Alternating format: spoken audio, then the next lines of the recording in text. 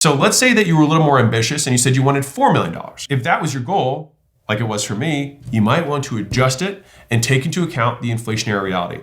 So if you want that $4 million when you retire, you probably need 24 million. That's a big difference. Again, that's just because you're thinking in today's dollars, not future dollars. I want to give you some good news.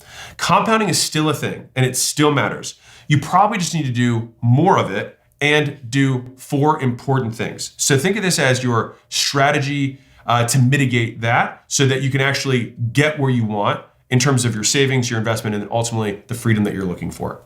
So consider this the new strategy. So I'll give you the quick and obvious ones that you've probably heard, but in a new way, and then I'll wrap up with what I've actually done to achieve it, okay? So number 1 is you have to increase your income. So a lot of people think about this in terms of savings. I think it's much more powerful to think about it in terms of income. Because like if you're not making a lot right now, there's not a lot of room between 0 and you. There's an infinite amount above that. Let me put this in real world terms. Even if you don't think that extra $1,000 a month from flipping stuff online or making content and just getting some AdSense revenue or promoting school, an online platform to help people start communities and getting commissions from that, it won't matter, right? If you don't do anything with it, right? But if you take that extra $1,000 a month, which might not seem like a lot, depending on where you're at, that work might not seem worth it. You'd be like, oh, that's a lot of hustle. I got to Uber more. I got to DoorDash or whatever, right? If you invest that extra $1,000 a month in that same equation, you get $10 million by the time you retire. This is gonna be juicy.